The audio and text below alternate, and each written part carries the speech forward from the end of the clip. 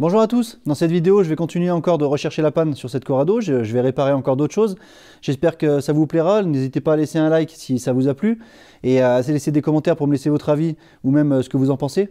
J'ai déjà commencé le montage de la vidéo au moment où je vous tourne ça et j'ai remarqué que dans les premiers plans il y avait un petit problème de son à certains moments. Donc j'espère que ça vous dérangera pas trop, c'est uniquement dans les premiers plans, pas dans le reste de la vidéo. Donc voilà, je vous laisse regarder la vidéo.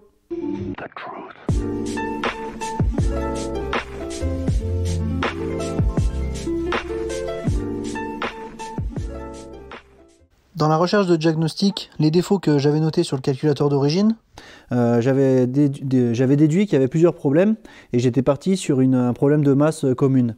Ensuite, c'est vrai qu'en faisant un peu plus de recherche, que c'est vrai que c'était un petit peu précipité pour finir la vidéo, je voulais la finir en ayant testé les défauts. Et en lisant un peu plus les documents qui sont sur le site que je vous ai mis avant, je vous le remettrai sûrement en vidéo, enfin sur la vidéo, le nom du site. Je me suis aperçu qu'en fait, pour que les défauts apparaissent, il faut, en tout cas, c'est préconisé de faire un parcours d'au moins 5 minutes. Et pendant ce parcours, il faut que le liquide de refroidissement atteigne au moins 80 degrés, que le régime moteur soit supérieur à 3000 tours et que la pédale d'accélérateur soit enfoncée à fond, au moins brièvement, un court instant. C'est des conditions pour que les défauts réapparaissent. Apparemment, sans ces conditions, les défauts ne devraient pas réapparaître. Dans la précédente vidéo, j'ai lu les défauts avec le calculateur d'origine, c'est-à-dire celui qui m'a été envoyé. Avec ce calculateur, je n'ai pas fait d'essai routier et je ne suis pas sûr d'avoir rempli toutes les conditions que je vous ai dit juste avant. Donc ce que j'ai fait, c'est que suite à la vidéo, j'ai repris les défauts sur le calculateur qui était d'origine sur cette voiture avec la puce EMS. Alors peu importe la puce qu'il y a dedans, mais on va dire que c'est pour les différencier de celui qui est d'origine. Et à ce moment-là, j'ai lu des défauts. Donc les défauts, donc là, c'est les défauts que je vous ai dit la semaine dernière. Et ici, j'ai mis puce EMS pour pouvoir différencier les deux, mais c'est l'autre calculateur. Et à ce moment-là, il ne me restait plus que 4 défauts. Sur ces 4 défauts, donc 2322, 2322, c'est capteur de température d'air. Ensuite, 2312, c'est capteur de température de liquide de refroidissement, donc la sonde bleue. 2341, mélange air-essence hors tolérance. Et 2121, interrupteur de marche à vide. L'interrupteur de marche à vide, dans la vidéo précédente, je ne savais pas ce que c'était. En fait, c'est le thermocontacteur qui est ici, qui permet de faire fonctionner le ventilateur et les pompes à essence lorsque le moteur se coupe et qu'il y a d'autres conditions. Je l'ai dit dans la vidéo précédente et je reparlerai sûrement dans cette vidéo un petit peu plus tard. Donc du coup, en fait, il y a beaucoup moins de défauts. Je n'ai pas, par exemple, le calculateur défectueux, tout ça. Donc c'était peut-être des défauts qui étaient stockés par l'ancien propriétaire de ce calculateur. Peut-être que ça avait été essayé de démarrer sans avoir branché les capteurs. En sujet de mes défauts, ce que je trouve bizarre, c'est que la sonde bleue, par exemple, ça m'est certainement arrivé de tester sans la sonde bleue branchée. Donc ça voudrait dire que ça l'avait mis en défaut et que le défaut est resté. Un petit peu pareil pour l'interrupteur de marche à vide parce que le câble était, enfin pas le câble mais c'était débranché de l'interrupteur. Ensuite, pour ce qui est de la température d'air, le capteur de température d'air, c'est pareil, j'ai fait des essais en l'ayant débranché une fois aussi. Donc peut-être qu'en fait c'est des défauts qui n'auraient pas dû apparaître. Donc là c'est des défauts que j'ai réeffacés, je ne suis pas encore allé faire un tour avec. Malgré tout, j'ai quand même pris le temps, entre-temps, de vérifier les bonnes continuités de toutes les masses et les plus qu'il y a sur les capteurs et par rapport à la batterie. Donc il faut savoir qu'entre le moins de la batterie et la carrosserie, j'ai une très bonne continuité. Entre la carrosserie et le moteur, pareil. Entre le moteur et la boîte, et le moteur et la carrosserie, le moteur et la batterie, tout va bien. Donc pour ce qui est du démarreur, pardon, qui tourne une fois sur deux un petit peu plus faiblement, je reviendrai juste après, j'ai une autre idée. Pour le moment, ça reste quand même qu'une idée, comme tout le reste. J'ai vérifié tous les bons raccords entre la sonde bleue, entre le contacteur de ralenti et de pleine charge et le calculateur, entre le calculateur et le capteur le potentiomètre de CO, avec l'effet Hall, avec la sonde lambda, tout ça, j'ai tout vérifié, tout est bon. J'ai même eu un doute à un moment sur toutes les masses communes qui n'étaient pas à la masse de la batterie, mais en fait c'était normal. Bon, ça c'est une petite parenthèse. J'ai ouvert quand même tout le faisceau pour vérifier. Il n'y avait pas de problème ni dans le faisceau non plus. Donc j'en viens là où je disais par rapport au démarreur qui tourne lentement. J'ai bien vérifié aussi les connectivités par rapport au démarreur et tout a l'air d'aller. Donc en fait, il me reste un petit doute. C'est vrai qu'il y a plusieurs personnes, je crois, qui m'en avaient parlé dans les commentaires et je ne m'étais pas trop penché dessus jusque-là. C'est le contacteur de Neumann. Alors c'est vrai que pour moi, un contacteur Neumann qui est en panne, ça démarrerait pas. Ou alors il y aurait des fois où ça démarrait pas et des fois où ça démarrait. Là, ça démarre quasi à chaque fois. La seule différence, c'est peut-être un faux contact ou un contact qui est un peu limite, un peu oxydé. Je ne sais pas exactement ce que ça peut être. Donc j'ai commandé un nouveau contacteur de démarreur, je ne l'ai pas encore reçu, mais je le changerai certainement dans cette vidéo si je le reçois. Et pour le contacteur de marche à vide, donc comme je vous avais montré, bon le fil déjà, il faut que je le refasse, là il est un petit peu coupé, un petit peu usé, et comme on peut voir la prise, elle est carrément dessoudée du contacteur. Donc cette pièce ici, le thermocontacteur, qui mesure la température d'air ambiant dans cette zone, j'en ai commandé un nouveau, et il faut que je vois aussi de ce côté-là, car normalement, j'ai fait aussi d'autres tests, normalement en mettant le contact et en coupant le contact, en mettant cette prise à la masse, donc sur le moins de la batterie ou peu importe, sur la caisse, le ventilateur devrait se déclencher. Et dans mon cas, c'est pas le cas. Donc à voir s'il n'y a pas un souci, sachant que quand je mets à la masse, j'entends bien un relais qui claque là-bas derrière. Alors je suis tout seul, je ne peux pas vérifier, aller entendre de plus près lequel c'est. Mais je vais jeter un coup d'œil un petit peu plus là-dessus. Je ne pense pas que ça peut me causer des défauts, mais bon, c'est quelque chose qui doit être réparé pour fonctionner correctement comme à l'origine. Dans tous les cas aussi, avant d'aller l'essayer, je ne sais pas si vous avez suivi les vidéos, mais lors de mon essai, dans une vidéo précédente, j'avais remarqué qu'à l'arrière, les suspensions étaient vraiment pas agréables. À l'avant aussi, pas top non plus, mais principalement à l'arrière, j'avais l'impression que ça rebondissait un petit peu. Pourtant, comme on peut le voir ici, les suspensions sont en assez bon état. Alors c'est pas moi qui les ai installées, mais on peut voir qu'elles sont pas très vieilles. Enfin en tout cas pas très vieilles, elles sont peut-être vieilles en date, mais elles n'ont pas beaucoup de kilomètres. J'ai vérifié, il n'y a pas de fuite d'huile à aucune suspension. Donc ça serait quand même bizarre qu'il y ait une réaction bizarre. Peut-être que, comme un ami me l'a suggéré, peut-être que la suspension se met vite en butée contre la butée anti-destruction et peut-être que ça fait rebondir la voiture à cause qu'elle est un petit peu trop basse. Dans tous les cas, moi la voiture, je la trouve déjà trop basse. Alors là, elle est levée sur le pont, je vais la poser par terre, je vais vous montrer. Mais dans tous les cas, ce que je vais faire, c'est que je vais essayer de la relever un peu. De toute façon, comme j'ai dit, je la trouve trop basse. Moi, je suis à la campagne et j'ai pas envie de faire attention toutes les 5 minutes de ne pas arracher la lame à l'avant. Pour le moment, elle est retirée, mais je compte bien la remettre puisque j'en ai une. Une fois qu'elle sera bien réparée et bien refaite, j'ai pas envie de l'arracher au moindre dos d'âne. Donc ce que je vais faire, c'est que je la pose par terre pour vous montrer la hauteur actuelle. Et ensuite, j'essaye de la rehausser un petit peu. Et au prochain essai routier, on verra s'il y a une différence. Donc voilà la hauteur actuelle de la voiture. Comme on peut voir ici au niveau du pare-choc, je suis à peu près à l'horizontale. Donc ça permet de voir un petit peu comment elle est baissée. Alors je trouve pas ça vilain, j'aime bien, même je trouve ça même très sympa. Malheureusement je trouve que c'est pas pratique par contre et je préfère avoir une voiture utilisable plutôt qu'une voiture trop jolie. Donc ce que je vais faire, c'est que je vais la relever un petit peu. Comme on peut voir, l'espace à l'arrière et à l'avant est plus grand qu'au-dessus de la roue.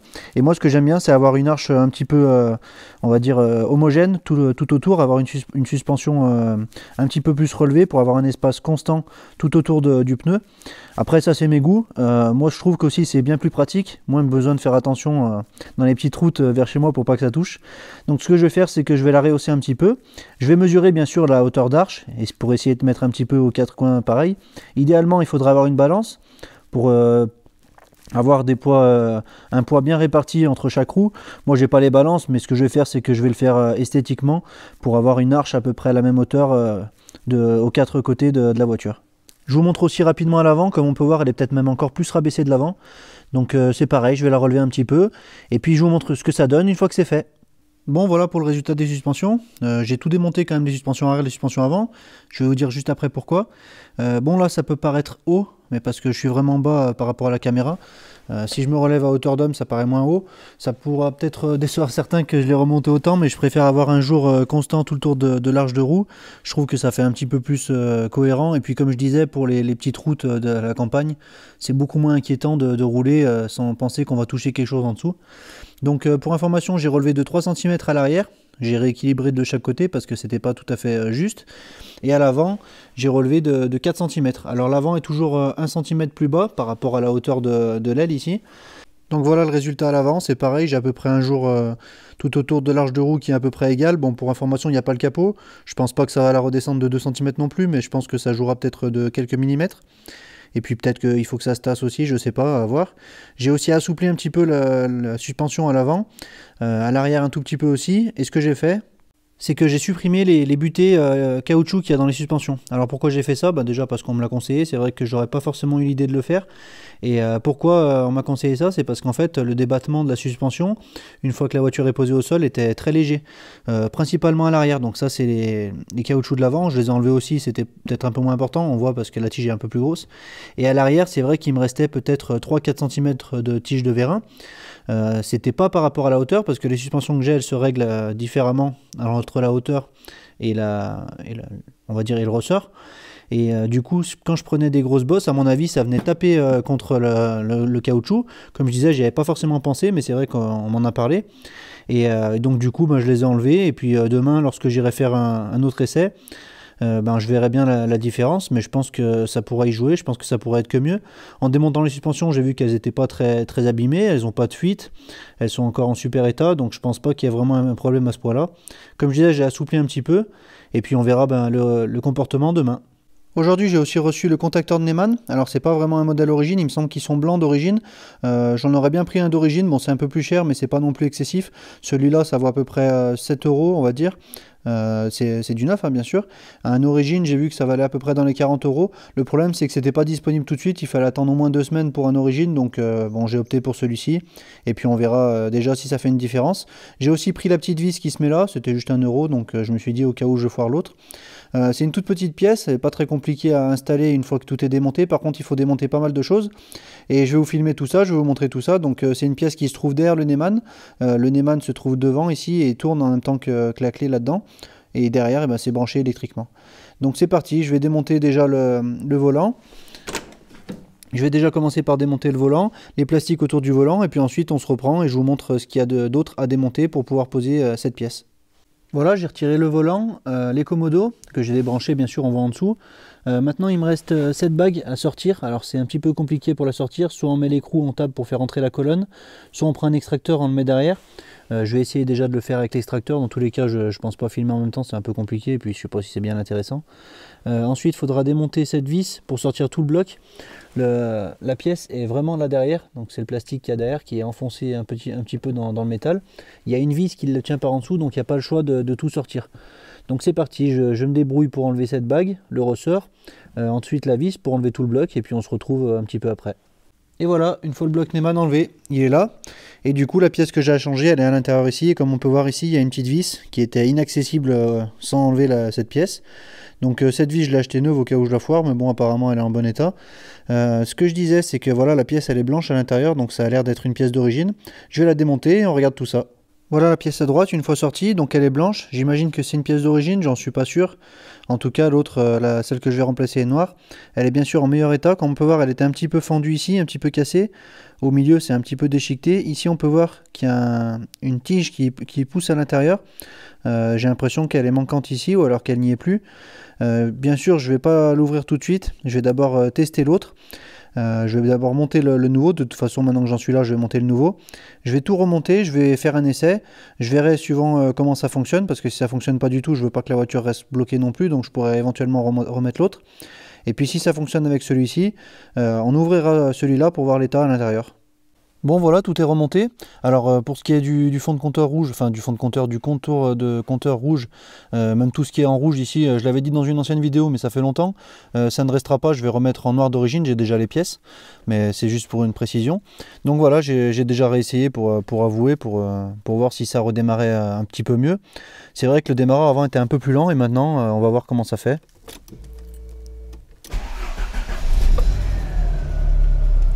Déjà le démarreur tourne beaucoup plus vite, donc je suis quasiment sûr que ça m'a réparé ce souci. Pendant que je la laisse chauffer, je vais ouvrir l'autre pièce, l'autre contacteur de démarreur pour voir à l'intérieur dans l'état où c'était.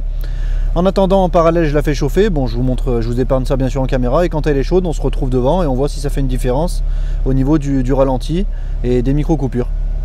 Bon, je vous avais dit que j'allais le faire, j'ai ouvert ce truc de merde là, bon, on voit pas grand chose, et puis en fait, je m'en bats les couilles en fait de ce truc. Bon, la voiture elle est éteinte, ça marche toujours pas, et en plus j'ai encore eu un problème. Donc le calculateur qui a la puce EMS, je sais pas, ça calait dès le début, j'avais mis l'autre, ça commençait à bien tourner, j'avais commencé à régler le ralenti, puis d'un coup elle s'est mise à mal tourner, puis d'un coup j'ai vu de la fumée. Donc comme on peut voir ici, j'ai enlevé la durite de compresseur et c'est plein d'huile. Donc j'ai sûrement encore un joint spi du compresseur qui s'est barré.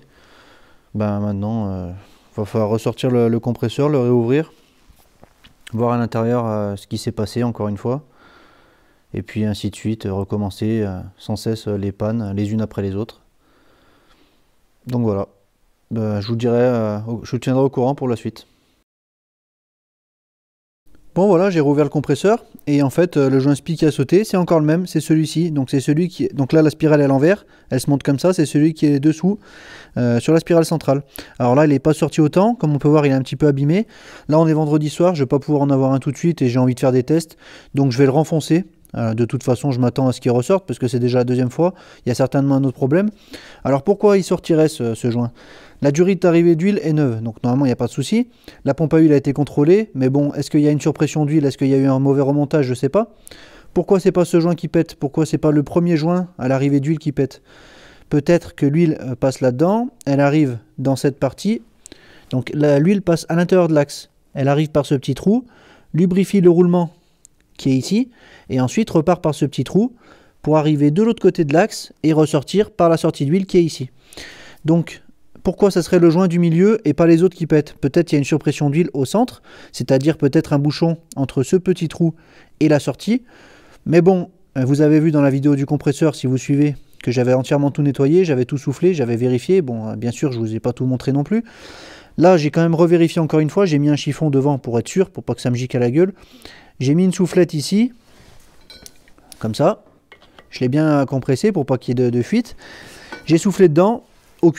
Et j'ai pas soufflé fort, hein, j'avais très peu de pression parce que j'avais pas regonflé mon compresseur au début et c'est sorti sans rien, donc il y a juste de l'huile qui est sortie, donc on peut voir c'est pour ça qu'il y a beaucoup d'huile ici. J'ai passé un aimant quand même au fond, je me suis dit il y a peut-être un bouchon, il y a peut-être un truc aimanté, j'ai rien trouvé d'aimanté, alors peut-être que c'est pas quelque chose qui s'aimante, un bouchon qui n'était pas aimanté, et j'ai bien cherché, j'ai bien regardé, bon là ça fait sale, on se rend pas compte, mais j'ai bien regardé quand même, et il n'y avait pas de bouchon. J'ai quand même soufflé par sécurité de ce côté, jusqu'à ce petit trou, pareil, pas de bouchon. Donc, qu'est-ce qui se passe? Est-ce qu'il y aura un bouchon dans la durite de retour? J'ai soufflé dedans la dernière fois dans la vidéo, d'ailleurs ça m'avait bien fait, ça vous avait fait rire pour certains. Ce que je vais faire, c'est qu'en fait, déjà je vais repousser ce joint. Alors là il est abîmé, c'est pas génial, mais de toute façon je laisserai pas ça définitivement. Bon, j'ai pas vraiment envie que ça repète, mais je m'y attends un petit peu quand même, vu que ça fait 2 fois déjà. Comme on dit, jamais 203. Et du coup, ce que je vais faire, c'est que je vais remonter le compresseur, le refaire propre. Et je vais essayer de faire un montage, alors ça je vous le promets pas parce que je vais voir ce que j'arrive à faire avec ce que j'ai ici. Je vais essayer de faire un montage pour tester le compresseur sous pression, en tout cas le circuit d'huile du compresseur sous pression avec de l'air, pour voir jusqu'à combien ça peut tenir. La pression d'huile, je sais pas, peut-être qu'à chaud c'est environ 2 bars, je dis ça au pif, hein, je sais pas les valeurs, et à froid c'est un petit peu plus. Sachant que... Bon, ça a pu peut-être plus à froid, parce que la pression d'huile à froid, l'huile est un peu plus visqueuse, sachant qu'en plus en ce moment il fait froid. Est-ce que la pression d'huile elle monte jusqu'à, je sais pas, j'allais dire 4, 5 bars, peut-être même plus, je sais pas. Donc dans tous les cas, c'est quand même quelque chose qui doit être prévu. Je ne vais pas vous enlever ce joint, mais la surface de la spirale à l'intérieur ici, elle est molletée, pour ceux qui connaissent. Du molletage, c'est quoi? C'est une déformation de la matière. En général, c'est ce qu'on voit sur des poignées en métal pour pouvoir avoir une meilleure prise en main. Dans un logement technique, pour mettre un joint spi, on ne fait pas du molletage normalement. Normalement, c'est un diamètre qui est très précis pour pouvoir un serrage et une tenue correcte du joint. Donc pourquoi il y a eu des molletages? Est-ce que la cote avait été loupée? Est-ce qu'ils ont mis un molletage? Est-ce qu'ils font ça dans tout leur montage? Bon, je sais pas. Le joint spi ne se met pas non plus super facilement, mais avec le molletage, c'est tout faussé, on peut pas vraiment savoir. Je vais pas vous saouler encore 15 ans avec ça. Comme je vous ai dit, je vais remettre le joint. Je remonte le compresseur, j'essaye de faire un montage. Si j'arrive à faire un montage, je vous montre tout ça. Et puis ainsi de suite. Et puis on se retrouve pour la suite. Bon, j'ai fermé le compresseur. Ce que j'ai fait, c'est que j'ai trouvé par hasard un manomètre qui se fixait pile poil dans la sortie d'huile du compresseur. Donc une fois qu'il était tout fermé, mis en place, alors j'avais pas fait de joint ici, mais bon, c'est pas le plus important pour l'étanchéité de l'huile, c'est même rien à voir. Et du coup, donc là c'est en MPa, ce qui est en blanc, donc c'est donc 1 MPa, ça fait 10 bars par exemple. Ce que j'ai fait, après j'ai mis la soufflette de l'autre côté dans l'entrée d'huile, sur l'autre carter, bon je vous montre pas mais vous avez compris, et j'ai mis des à-coups. L'aiguille montait des fois à plus de 8 bars, donc enfin c'est ce que j'ai dans le réseau en ce moment. J'ai fait des pics à 8 bars, ça m'a fait même un peu peur, je me suis dit je voulais pas mettre autant, mais c'est vrai que ça gonflait très vite, et j'entendais pas de fuite. Bon, ça fuyait bien sûr vers la soufflette, il aurait fallu que je fasse un montage un peu mieux, mais j'ai pas de raccord avec le bon filetage pour mettre dans l'entrée d'huile. Sinon j'aurais mis par exemple une valve de pneu, ça aurait été idéal pour pouvoir gonfler petit à petit et voir si la pression tenait, mais bon, c'est pas non plus super important à ce point là. Et même avec des pics à plus de 8 bars, j'ai redémonté et le joint spi il n'a pas bougé. Alors je sais plus trop quoi penser franchement. Est-ce que l'huile... Alors j'avais tout nettoyé les pièces et autour du joint spi j'avais un petit peu d'huile au démontage, mais est-ce que ça a coulé quand j'ai démonté? C'est difficile à savoir. Là je vais le remonter comme ça parce que j'ai envie d'aller essayer la voiture, de voir les défauts. C'est pas le seul problème malheureusement et j'ai envie que ça avance. Donc je vais remonter ça comme ça. Tant pis, je vais pas faire de joint ici, de toute façon j'ai pas envie de me faire chier. Ça va pas changer grand chose et il va être sûrement redémonté puisque je vais commander 2 nouveaux joints de spirale ici. Ça me fait chier bien sûr de recommander des pièces, mais bon, vu l'état de ce joint et le risque que ça ressaute, je vais commander 2 joints de spirale ici, et je vais commander des brides. En fait ici sur cette spirale on voit il y a 3 trous, ça se fait comme modification sur la spirale d'origine aussi.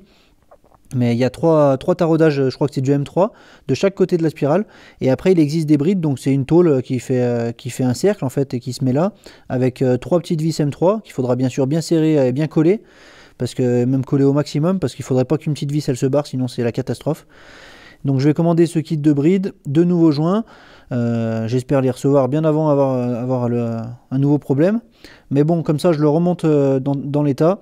Ça me permet de remonter dans la voiture et puis de chercher les autres problèmes. Parce que bon, sinon ça me bloque le temps de recevoir les pièces. En plus là on est vendredi, donc le temps de commander les pièces, de les recevoir, j'en parle même pas. Donc c'est parti, je remonte le compresseur, je le remets dans la voiture et puis on essaye de voir pour autre chose, pour éventuellement aller faire un test s'il ne fait pas nuit d'ici là. Bon, je vais quand même vous montrer parce que c'est pas un test qu'on fait tous les jours non plus. Là, du coup, j'ai mon manomètre. Donc, pour rappel, 0,2 c'est 2 bars, 0,4 c'est 4 bars. Je vais faire un test à 4 bars. Là, j'ai mis mon réseau d'air à 4 bars. J'ai mis du téflon aussi derrière. J'ai rechangé. J'ai mis du téflon derrière le mano pour qu'il y ait un petit peu plus d'étanchéité. Sur ma soufflette, j'ai aussi mis du téflon. Je vais le mettre là-haut dans le trou, on va souffler. Je vais bien appuyer la soufflette et on va voir si ça tient l'air. Je viens de faire un test à 2 bars, c'était pas de souci, et on va voir à 4 bars.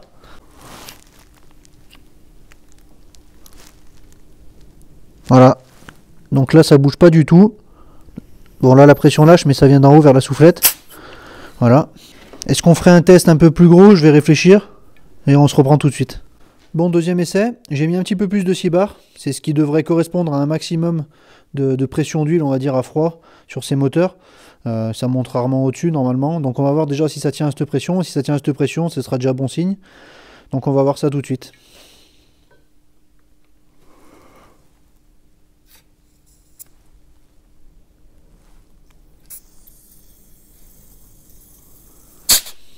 Bon.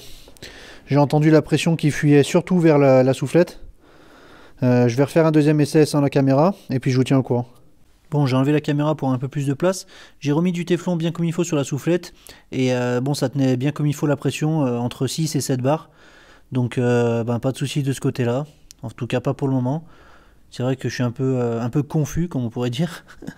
Bon, c'est pas grave, comme je vous ai dit juste avant ce que je vais faire. Là, je vais remonter le compresseur et puis on se retrouve un peu après. Bon voilà, c'est tout remonté, j'ai refait le niveau d'huile. Bon, le niveau d'huile était encore bon, il avait juste baissé un petit peu. Je pense que je m'en étais rendu compte assez tôt cette fois-ci. Ça recommence toujours hein, éternellement. C'est toujours la même image qu'on voit, le moteur remonté, mais qui ne fonctionne toujours pas comme il faut. Ce matin, j'ai reçu une pièce, donc le thermocontacteur, qui se trouve là derrière. Alors pourquoi j'ai acheté un nouveau? Parce que bon, l'ancien était un peu vieux, la cosse avait cassé, j'aurais peut-être pu la ressouder, mais j'étais pas sûr que le contacteur marche bien. Donc ce que je vais faire, c'est que je vais le remplacer, ça ira vite. Je vais aussi refaire ce morceau de fil, et puis ensuite on va... Donc là c'est trop tard, il fait nuit pour aller faire un tour, donc c'est trop tard, j'irai demain si j'ai le temps, si je suis motivé aussi. Là comme on peut voir, le fil il tient que par un fil, comme on peut dire. Donc je vais refaire cette cosse pour que ça fasse bien proprement, et ensuite on fera le diagnostic pour la fonction de cet interrupteur de marche à vide. Je vous en avais déjà parlé dans une ancienne vidéo, et je vous en reparlerai juste après là. Bon voilà, j'ai mis le thermocontacteur, donc c'est une pièce neuve, au moins je serai tranquille, en tout cas en théorie comme la plupart des pièces neuves. J'ai refait la cosse aussi, bon le hasard fait que c'est jaune aussi, donc bon ça voudra dire que ça ira là-dessus, ça sera pas plus mal. Je vais faire le test, normalement il y a un test à faire, donc mettre le contact, le couper, et une fois qu'on l'a coupé, mettre ce câble du coup à la masse, donc que ce soit la masse carrosserie ou la masse la batterie directement, et normalement en faisant ça, le ventilateur doit se déclencher. Moi je sais déjà que ça marchait pas juste avant, mais j'entendais quand même un relais claquer. Je vais réessayer, et puis je vous dis la différence, sinon il faudra regarder sûrement là-bas dans la boîte à fusibles s'il n'y a pas quelque chose qui foire. Donc c'est bien ce que je pensais, c'est toujours pareil, lorsque je mets le câble à la masse ici, je suis pas sûr que ça s'entendra au micro, mais j'entends bien le relais claquer là-bas. Je vais vous montrer tout ça. Donc on se retrouve vers la boîte à fusibles. Les fusibles, donc celui-ci, donc là c'est le numéro 15, alors là c'est écrit 31, mais c'est la position numéro 15, c'est celui-ci. Celui-ci c'est celui qui commande la marche du ventilateur après la marche à vide du ventilateur, après l'extinction du moteur, s'il y a une température ambiante avec le thermocontacteur de supérieur à 90 degrés. Celui d'à côté, numéro 16, c'est le relais qui lance les pompes à carburant lorsque le moteur s'éteint et qu'il fait trop chaud, que la pression de carburant via le capteur de pression est supérieure à 1,2 bar. Donc ça je l'ai déjà entendu, alors ça je sais pas comment faire pour le tester, j'ai pas vu. Et celui-ci en fait il y a normalement la masse qui arrive directement dessus, ensuite il y a la masse qui va jusqu'au moteur, il y a un fil qui va jusqu'à la borne 15, la borne 15 c'est le plus après contact, sûrement pour détecter que le moteur est éteint. Ensuite il y a un fil qui part de la borne 30 et qui va directement jusqu'au ventilateur, enfin oui jusqu'au ventilateur. Et en fait en regardant bien les schémas j'ai compris, et puis en connaissant un petit peu ma voiture à force, j'ai compris pourquoi ça fonctionnait pas. Parce qu'en fait sur le ventilateur il y a deux vitesses, une à 95 degrés et une à 105 degrés. Et en fait moi sur mon moteur j'ai uniquement la vitesse, enfin sur mon moteur, sur le ventilateur, il y a uniquement la vitesse à 105 degrés qui se déclenche. C'est pour ça que ça ne fonctionne pas, parce qu'avec ce relais, ça commande uniquement la vitesse à 95 degrés, donc sûrement la première vitesse. Donc est-ce que la résistance qui fait tourner moins vite le ventilateur est cuite? Donc ça se passerait au niveau du relais à l'intérieur du ventilateur. Donc on se retrouve dans le moteur, ici au niveau du ventilateur, je vais essayer de vous éclairer un peu mieux. Donc il y a la prise, à l'intérieur de cette prise il y a trois broches. Donc là où il y a la prise noire c'est la broche 1, ensuite il y a la broche 2, la broche 3. La broche 1 c'est la masse, donc j'ai branché directement la masse jusqu'à la batterie pour la broche 1. Et ensuite la broche 3 c'est le moteur. C'est le branchement direct vers le moteur, c'est-à-dire pour la vitesse 2, donc à 105 degrés. Et la broche 2, c'est le même branchement vers le moteur, sauf qu'il y a une résistance qui permet d'avoir, on va dire, un petit peu moins de jus et de faire tourner le ventilateur moins vite. Donc là, j'ai branché la masse et la broche 3. Donc si je mets le rouge sur la batterie, il y a la vitesse 2 qui va s'enclencher.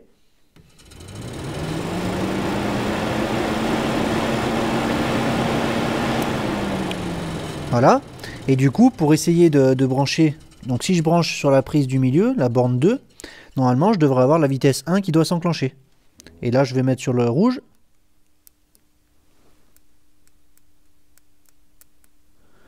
Voilà, donc on sent bien qu'il y a un contact, qu'il y a du jus qui passe, malheureusement pas assez pour faire tourner le ventilateur. Alors est-ce que c'est à l'intérieur du moteur de ventilateur que la résistance est grillée? Grillé, je ne sais pas, sinon on sentirait pas de jus qui passerait par là. Donc je vais réfléchir de ce côté. Sûrement éventuellement le moteur de ventilateur a changé. Bon, c'est une des seules choses que j'ai pas changé, donc forcément il faudra sûrement le faire. Et puis en plus c'est vrai que j'avais jamais pensé à tout ça, mais le ventilateur du coup se met en route beaucoup plus tard, c'est-à-dire en vitesse 2 à 105 degrés, alors que normalement il devrait se mettre à 95 degrés. Donc ça peut aussi être un petit problème, surtout en été quand il fait chaud. Bon ça, je vous explique pas, vous connaissez un petit peu les moteurs. Donc je vais faire mes recherches de ce côté-là. J'ai voulu la démarrer pour demain, pour faire un premier essai. Bon, j'ai pas du tout accéléré, j'ai rien fait. Et bon, je suis encore plus surpris que vous, j'imagine, mais là, elle tourne parfaitement. Bon, le ralenti est légèrement haut, mais bon, ça sera des choses qu'il faudra régler par la suite. Je vais pas pinailler à ce niveau-là, parce que franchement, c'est plus que parfait par rapport à ce que j'avais avant. Malheureusement, c'est ce qui m'était arrivé aussi avant que le compresseur retombe en panne la dernière fois dans cette vidéo là. Donc du coup, je sais pas trop quoi penser. Maintenant que je sais que le ventilateur ne se déclenche pas à 95 degrés, je vais éviter de trop la faire chauffer, surtout à l'arrêt. Je vais commander un ventilateur, un nouveau. Je pourrais éventuellement ouvrir celui-ci pour essayer de le réparer, mais ça reste quand même un élément important dans le moteur. Si en essayant de le réparer, j'abîme quelque chose et qu'il ne s'allume plus du tout, que je roule par exemple en été et que la voiture surchauffe, que je fais un joint de culasse, ça peut faire des conséquences qui sont bien plus élevées que le prix d'un ventilateur. J'ai regardé, ça coûte entre 30 et 50 euros suivant la marque. Donc je pense vraiment repartir sur un ventilateur pour pouvoir avoir la petite vitesse. Ça pourra me permettre aussi de réparer la marche à vide du ventilateur lorsque le moteur est éteint et qu'il fait trop chaud dans la baie moteur. Et puis après pour les pompes à essence qui se mettent en route lorsque j'éteins le moteur et que le moteur est trop chaud, à voir à l'utilisation si ça se passe vraiment bien. Je l'ai entendu la dernière fois. Bon, pour aujourd'hui je vais en rester là. Je vais même pas laisser la faire chauffer. Je vais essayer de rester sur une bonne note. De toute façon ça me sert à rien de la laisser tourner pendant 15 ans au ralenti. Et puis je vais essayer de garder un petit peu d'essence pour faire un tour. Demain ça serait bête de tomber en panne. Donc c'est parti, je laisse comme ça. Bon, je vais en profiter pour ranger un peu chez moi. enfin dans l'atelier. J'ai le calculateur d'origine qui est là, c'est celui-ci qui est branché. Je vais laisser celui-ci pour l'essai de demain, donc je vais le mettre en place dans la baie moteur à la place de l'autre. Et puis demain, on ira faire un essai, mais pour vous, ça sera tout de suite après dans cette vidéo. Bon, finalement, toujours à la recherche de la panne, j'ai pas arrêté pour ce soir, finalement, j'ai pas réussi à arrêter. J'ai envie qu'elle fonctionne, même s'il y a que des problèmes, j'ai envie qu'elle fonctionne, j'ai envie de trouver le problème. Donc je fais que chercher à droite, à gauche. Et là, je suis sur une nouvelle piste. Alors des pistes, depuis le temps, j'en ai eu 15, hein, donc j'y crois pas forcément. Donc là, j'ai remarqué qu'à partir de 60 degrés environ au niveau du liquide de refroidissement, donc on va dire du moteur froid jusqu'à 60 degrés, avec tout branché comme il faut actuellement, ça allait pas trop mal. À partir de 60 degrés, j'ai commencé à avoir le ralenti qui oscillait, des fois elle calait, c'était un peu bizarre. Donc j'ai décidé de débrancher l'ISV. Le régulateur de ralenti. Normalement, quand l'ISV est débranché, il y a un ressort de rappel à l'intérieur, il se met en position de sécurité qui correspond à la position moteur à chaud. C'est-à-dire que s'il est débranché à froid, ça va être compliqué pour le temps que le moteur chauffe. Et ensuite, le moteur à chaud, normalement, il devrait fonctionner aussi bien que s'il fonctionnait quand il est débranché. Ça, c'est la théorie. Donc, je l'ai débranché. Ça allait un petit peu mieux, mais pas génial encore. Donc, ce que j'ai voulu essayer aussi, c'est débrancher la durite au niveau du clapet anti-retour pour voir si ça gênait pas vraiment l'air. Donc la durite est juste débranchée, ça prend de l'air dans l'atmosphère au lieu de le prendre dans la durite de retour au compresseur. Bon, ça c'est pas très grave. Et dans ces conditions, ça fonctionnait presque nickel. Bon, le ralenti n'était pas nickel. Alors après, il y a aussi le réglage de CO, le réglage du ralenti qui rentre en compte. Ça restera quand même les petits détails à faire une fois que j'aurai trouvé vraiment la panne principale. Donc là, je vais vous montrer. Le moteur, j'ai réussi à le faire chauffer jusqu'à ce que le ventilateur se déclenche. Donc par rapport à ce qu'on a vu avant, théoriquement, c'est la deuxième vitesse. Là, je vais le redémarrer et puis on va voir si ça tient le ralenti encore une fois ou pas, ou si ma piste était encore fausse.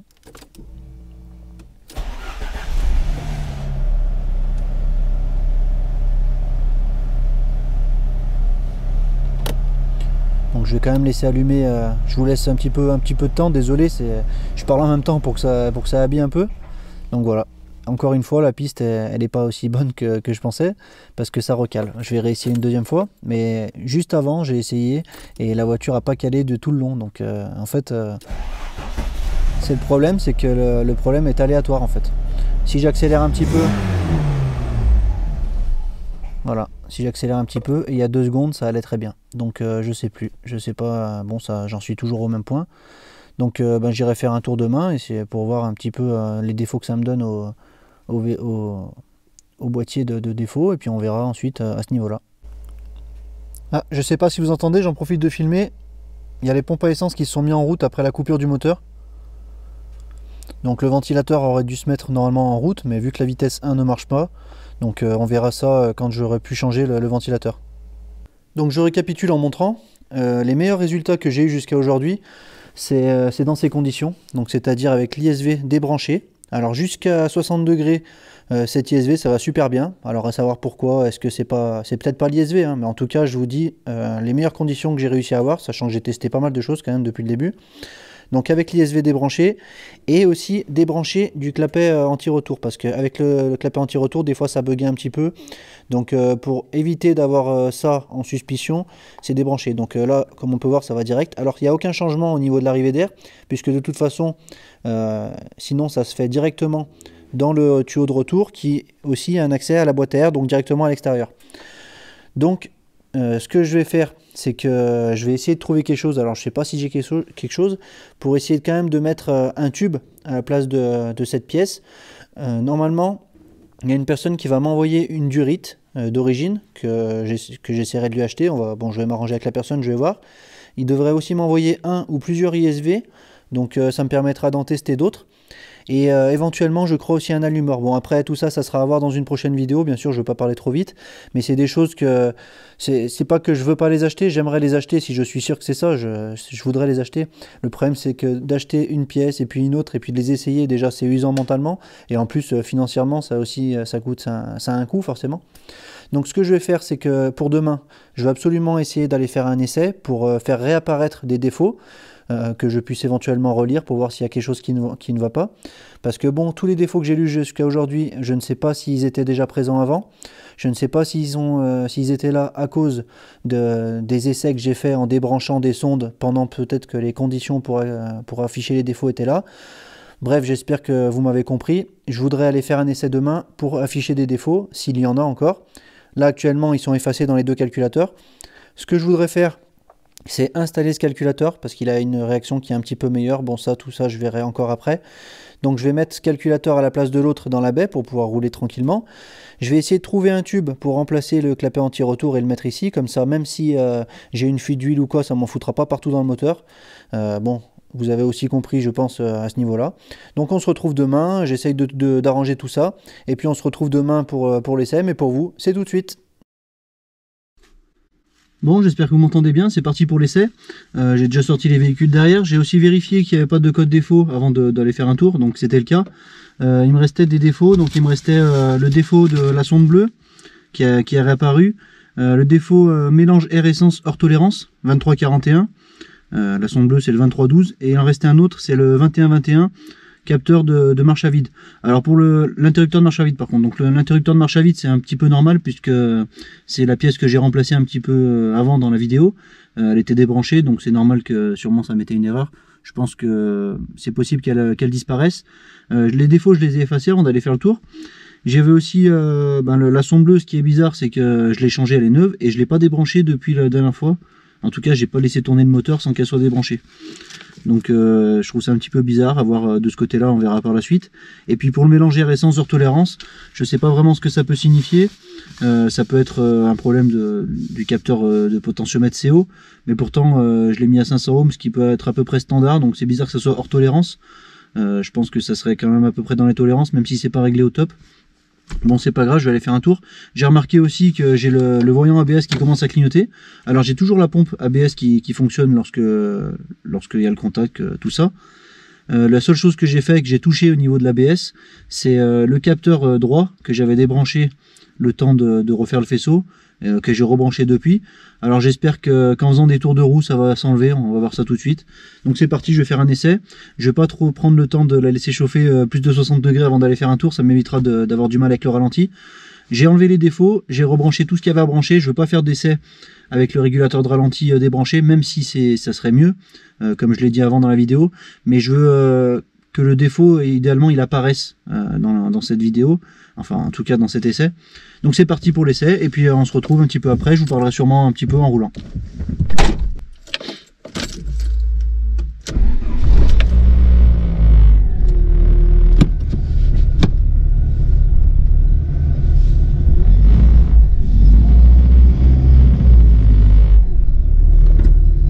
Bon, c'est bien ce que je pensais. À peine la roue a tourné que le capteur, le voyant ABS s'est effacé. Donc je pense que c'était juste le problème du capteur qui avait été débranché un court instant. Bon, comme la dernière fois, je fais attention je la laisse chauffer un petit peu. Je vois qu'en relevant les suspensions, ça m'a décalé le volant. Donc ça, la géométrie est plus aussi bonne que la dernière fois. Ça sera au revoir aussi. Bon, elle roule assez bien. Les suspensions, c'est pas idéal, mais c'est déjà beaucoup mieux que la dernière fois, en tout cas jusqu'à maintenant. À voir un petit peu par la suite de l'essai. Donc là, je suis à peu près à un peu plus de 70 degrés. On va voir comment se comporte le ralenti. De toute façon, je vais repartir tout de suite. Voilà, donc elle a calé. Donc ça va pas changer, ça c'est pas grave. Pas grave, je vais repartir tout de suite, au moins ça sera fait.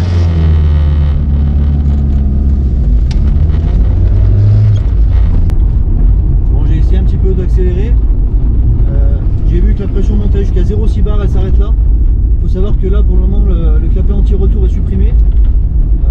C'est bizarre parce que quand j'avais encore le clapet anti-retour, malgré les problèmes que ça pouvait engendrer pour le ralenti, j'avais quand même plus de pression, même à l'arrêt, j'avais une pression qui montait jusqu'à 1 bar à peu près.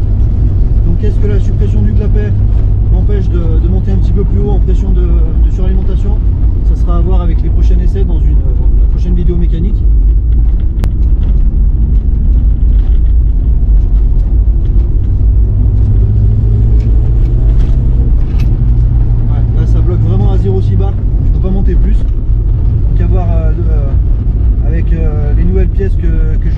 essai, le nouvel ISV, enfin les nouveaux ISV que je vais recevoir pour tester. Je verrai si ça fait une différence. C'est toujours sans le clapet bien sûr. À terme, ça serait bien de pouvoir le supprimer. Bon, je pense que ça fait plus de 10 minutes que je roule. La voiture chauffe pas trop, voire même pas assez. Je suis à un petit peu plus de 70 degrés, elle est redescendue un petit peu, elle était à 80 tout à l'heure. En température d'huile, je suis à 90 degrés. Bon voilà, je me tiens au courant. Je vais refaire encore un petit morceau de route, peut-être à peu près 5-10 minutes encore, plus le temps d'arrêt pour filmer un peu l'extérieur. Et puis ensuite, je vous ferai le compte rendu de ce que j'en pense et on regardera les défauts que ça s'est affiché pour cet essai routier. Donc dans le moteur, il n'y a rien qui a bougé. Et dans l'ensemble, pour voir la hauteur de caisse avec les roues, donc voilà ce que ça donne. Dites-moi ce que vous en pensez dans les commentaires. Bon, c'est vrai qu'elle est un petit peu haute, enfin un petit peu haute. Bon, pour moi, elle est normale, quoi. Elle est quand même plus basse que d'origine. Donc si je me baisse un petit peu, voilà la hauteur à l'horizontale. J'espère que vous vous rendez bien compte de ce que ça peut donner. Donc désolé, elle est sale, hein. Comme vous avez pu voir, il y a plein de poussière. Là, il fait pas très beau en plus. Ce que je vais faire, c'est que là, je vais retourner chez moi. Je vais lire les défauts, ou je peux même les lire maintenant. Je vous dirai en repartant comme ça ce que ça donne. Et puis ensuite, on verra, on se retrouve dans l'atelier pour la suite et la fin de la vidéo. Donc c'est parti pour le retour à l'atelier. J'ai testé les défauts.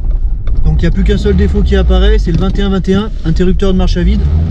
Donc bon, c'est un peu frustrant étant donné que c'est quelque chose que je viens de réparer, mais c'est peut-être un défaut autre.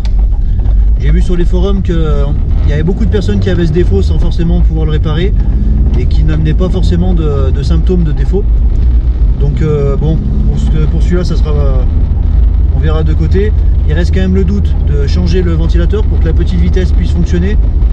Et je suis pas sûr que dans ce cas-là, ça soit ça le problème. Bien sûr, je pourrais toujours relire les défauts un peu plus tard. Comme on a vu, pas d'autres défauts qui apparaissent, pas de son de bleu, pas de défaut de mélangère essence. Alors ça, c'était peut-être aussi dû à cause des calages. Là, j'ai fait tout pour qu'elle cale pas. Elle a calé une fois. Le seul moment où j'ai arrêté, mais je l'ai redémarré tout de suite et j'ai pas insisté sur le ralenti. Donc voilà, je vais quand même relire encore une fois les défauts. De toute façon, c'est gratuit une fois que j'arriverai à l'atelier. Donc me voilà devant chez moi. Je vais l'éteindre avant que le ralenti cale. Et après, je l'arrangerai tranquillement. Ça m'évitera d'avoir des défauts pour rien. Bon, j'ai remis la voiture sur le pont après mon essai routier de 10-15 minutes pour voir si tout va bien. Alors, il y a certaines tâches qui sont dues à cause de la fuite du joint, enfin que le joint est sauté. En démontant le compresseur, j'ai sûrement fait tomber un peu d'huile dans cette zone. Sinon, j'ai aussi une petite fuite de liquide de refroidissement à ce raccord. Bon, comme on voit, il y a une petite tache ici. Alors ça, je sais pourquoi. C'est parce qu'en fait, j'ai une surpression dans le circuit de liquide de refroidissement. Je vous en parle tout de suite après. Et ensuite, pour finir avec en dessous, j'ai vu que là, il y avait un petit peu d'huile ici. Donc certainement qu'il y a peut-être une fuite. On voit que le collier est un petit peu mal mis, que la durite est mal enfoncée. Je vais regarder de ce côté, bon je vais nettoyer aussi, et il y a sûrement une fuite de suralimentation, sachant que sur la route, ça ne dépassait pas 0,6 bar, alors qu'avant ça montait jusqu'à 1 bar dans les essais que j'avais fait avant. Sachant qu'il y a la puce d'origine avec le calculateur d'origine, donc est-ce que c'est dû à ça aussi, est-ce que c'est dû à l'ISV? Bon, c'est beaucoup de questions. J'essaierai de faire beaucoup plus de tests dans la prochaine vidéo de mécanique. Et pour le circuit de refroidissement, je vous en parle dès que j'ai nettoyé ça et dès que j'ai redescendu la voiture au sol. J'ai replacé comme il faut la durite en bas de l'échangeur, donc ça c'est bon. Pour le liquide de refroidissement, donc comme je disais, j'avais de la surpression uniquement à chaud.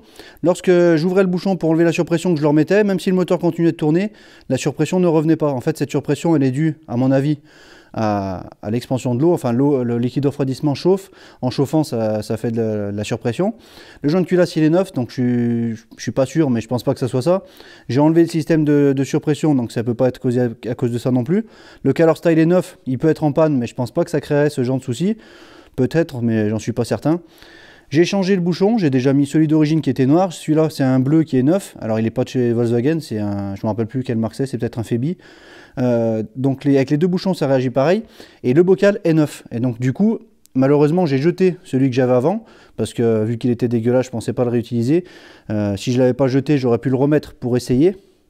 Malheureusement, c'est trop tard, je l'ai jeté. Donc ce que j'ai fait, c'est que j'ai commandé un autre bocal parce que selon moi, c'est en partie à cause de ça. Normalement, la combinaison du bouchon et du bocal crée... il y a une soupape de décharge à l'intérieur qui s'ouvre, alors je ne sais pas la pression, je ne me suis pas assez renseigné, mais qui s'ouvre à partir d'une certaine pression, qui laisse échapper l'air, et puis dès que ça redescend en dessous d'une certaine pression, ça se referme. Dans mon cas, j'ai l'impression que ça ne fonctionne pas, parce que même le bouchon, il faut que je l'ouvre vraiment beaucoup pour que ça fasse échapper la pression. Donc dans le doute, je pense que mon bocal est cuit. Malheureusement, j'en ai encore pris un qui n'est pas d'origine Volkswagen. C'est pas que je veux pas prendre du Volkswagen, c'est juste que c'est compliqué. Il faut faire une demi-heure de route pour y aller, pour revenir, juste pour commander, et puis il faut y retourner pour aller chercher la pièce. La pièce, je vais la payer 2 fois plus cher. Le prix, c'est pas forcément un problème sur des pièces comme ça, parce que c'est pas des pièces non plus excessives. C'est juste que c'est vraiment pas pratique de le faire. Donc là, dans ce cas-là, je crois que j'ai pris un mail écrit soi-disant original quality. On verra bien si ça marche mieux avec ça. Donc de ce côté, voilà ce que j'ai fait pour les recherches. Pendant que la voiture était en l'air, j'en ai aussi profité pour vérifier le jeu aux roues, parce que j'entendais un petit peu des bruits bizarres. Malheureusement, il y a légèrement de jeu à l'arrière. Bon, c'est vraiment pour être difficile. Donc je resserrais un petit peu les écrous. C'est vraiment très léger, mais bon, à l'arrière, on va dire que si j'avais pas vu, ça serait passé tout seul. Mais bon, autant, maintenant que je l'ai vu, autant réparer ça. Et à l'avant, j'ai un gros problème, c'est que j'ai un énorme jeu entre la suspension et le moyeu. Je pensais que j'avais mal serré les vis qui tiennent l'amortisseur au moyeu. Malheureusement, non, j'ai regardé. Elles sont même serrées un peu plus fort que le couple prescrit, que j'ai trouvé qui était de 80 Nm. Donc j'ai pas l'impression que le jeu vient des vis, mais plutôt de la suspension, ou en tout cas je pense la suspension. Est-ce que je l'ai trop relevé? Est-ce qu'il n'y a plus assez de filetage à l'intérieur du corps? Parce que c'est des suspensions qui se règlent à l'aide de la partie basse du corps. Est-ce qu'il faudrait que je la rebaisse pour avoir une meilleure prise dans le filetage? Il va falloir que je cherche ça. Bon, je le filmerai pas, ça serait un peu trop long, mais je vous en parle. J'espère que cette vidéo elle vous aura plu. Je sais qu'elle est un petit peu plus longue que ce que j'avais prévu. N'hésitez pas à laisser un pouce en l'air pour me soutenir, laissez des commentaires pour me dire ce que vous en pensez, pour me donner votre avis. N'hésitez pas aussi à vous abonner pour voir la suite. Là, la prochaine fois que je vais faire une vidéo mécanique, j'espère vraiment pouvoir réparer la voiture. Donc je ne pense pas que ça sera la semaine prochaine que je ferai les mises à jour au niveau de la mécanique, même si je vais continuer de travailler dessus. La semaine prochaine, je pense faire une vidéo sur la carrosserie, ça changera. Et ça me permettra aussi de penser à autre chose. Et dès que la voiture fonctionnera bien, je ferai une dernière vidéo au sujet de la panne mécanique. J'espère que ça vous conviendra comme ça, dites-le moi en commentaire ça aussi. Et en attendant, moi je vous dis à bientôt dans la prochaine vidéo. Salut!